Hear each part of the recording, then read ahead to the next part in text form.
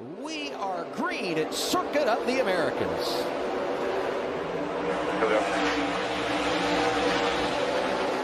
Turn one, this is what it's all about. You see these cars going 3 wide, 4 wide, 5 wide, barreling down into turn one. Yes. Can I get a 6? Can I get a 7? Oh my goodness. You're going to get a lot of contact on the exit, and then you want to try to get single file as quick as you can up front. But back here, this is a hornet's nest. And this is where it gets tight. This is where Coleman was talking about. You want to get single file if you're here, because 2 wide is very slow. Other cars will catch you quickly, but you want to get that position. We understand the start is under review, so we might go back and take a look at that. We'll await word from NASCAR. In the meantime, Ross Chastain jumps out of the 92, grabs the top spot, and our pole sitter Ty Gibbs falls in line in second. Yeah, when you got a good rhythm going early, you can start to check out, and that's what Chastain's trying to do. But Ty Gibbs, the kid, just continues to impress.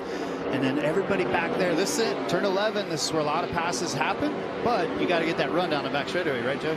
That's what you're talking about. The car at the bottom may have position right here, but that run down this straightaway, those cars coming off the top side have more momentum. And they got, I don't know, how long is this straightaway? It feels like a mile long. You got a ton of time to try to keep that momentum and get a position into the heavy braking zone you see right here, turn 12. As you cross onto that new asphalt, they just repaved parts of this racetrack. 0.6 of a mile. You basically go from 40 miles per hour turn 11 up to 170 to turn 12, and then back down to first gear. Here's the start, and being posted here back in the pack is the 28 of Patrick Gallagher. You can't pull out a line before the start finish line. Yeah, that's one of those NASCAR rules. It's tough when you come from other different motorsports to just follow the protocol early. You like see guys checking up, you can't go there. You guys kind of stay in line. 91, Preston Pardus. Great effort in qualifying earlier today. The team car to our race leader. See some damage on the 8 there of Josh Berry a minute ago. Right on the nose.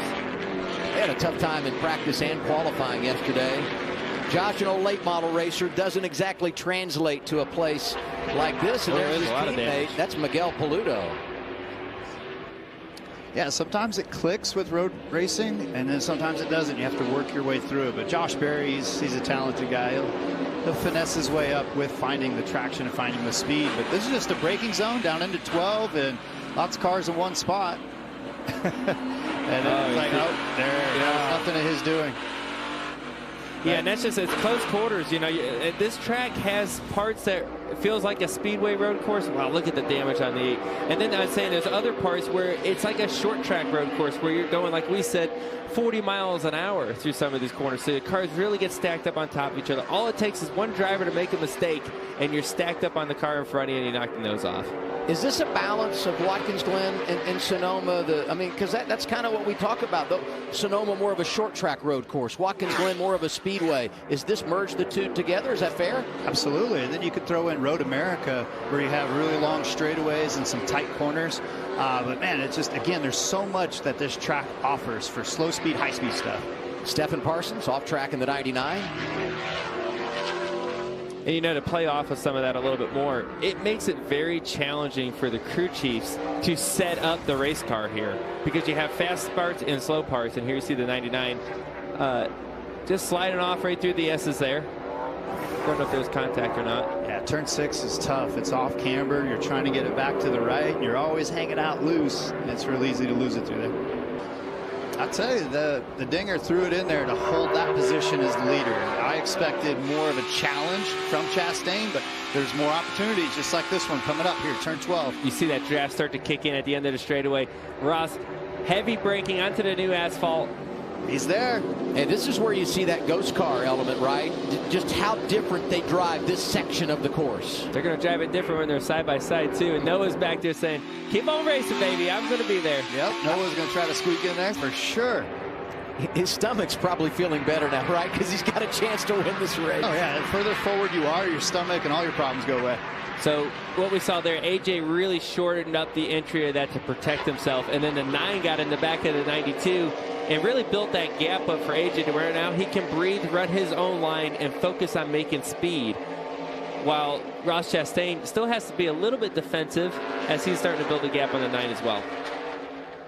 I feel like it's so important to take control of the race. AJ's been able to do that on this restart in the opening lap of this final stage. Hey, Kurt, you know how it is, though. When you got someone breathing down your neck, you can't run the big arcs and things you want, as we got a caution for debris. Yeah, I relate that back to when I was first starting out racing and at a go-kart track. When you make a pass and now you're running defensive, you don't take the normal lines. You're running a defensive line because you know that guy's going to hit you from behind until you can get spread out and get away. Here's some of the debris that we might have found. It's turn 20, coming to the front straightaway. Too many cars in one spot. That's what that is. First caution today for some form of incident. The other 2 cautions coming out to end the first 2 stages. For debris. Just manage your temp. Manage temp. That was the 07 of Cole Custer trying to come back from that speeding penalty. AJ Allmendinger leading. Ross Chastain, Noah Gragson, Austin Hill, and Jeff Burton. We have the restart, and it's on now. The inside lane got a good jump. You see some wheel spin from the Ross Chastain to get going there. Smoking the tires in that. Checking like up. Allgaier way down there at the bottom. Might have been Miguel Paludo driving that 88. That's who it was. There's cars everywhere, and top 3 have single filed out. There goes the dinger. Ross did a good job getting back to second there. He didn't have the best of launches in the restart zone and able to get through turn 1 and 2 to be able to apply the pressure to the 16 still. Man, he's all over him. Yeah, that microphone in that corner is gathering up all the tire chatter. It's awesome. This is turn 8, all the way to the grass. These guys don't even care about the curve. Turn 9, this is that launch that drives you down through 10 and into the passing zone. But right now, Dinger has definitely gapped himself to be clear. No problem right now. We're getting a little sneaky here from Austin Hill. He's having a really nice day. What about Jeb Burton? Yeah. Who knew Jeb was a road racer? He has really managed his day quite well.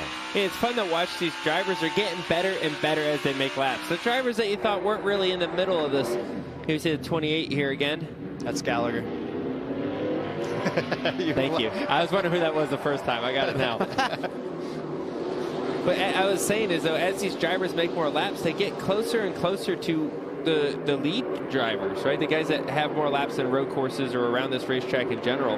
As they get more laps, you see the field get closer.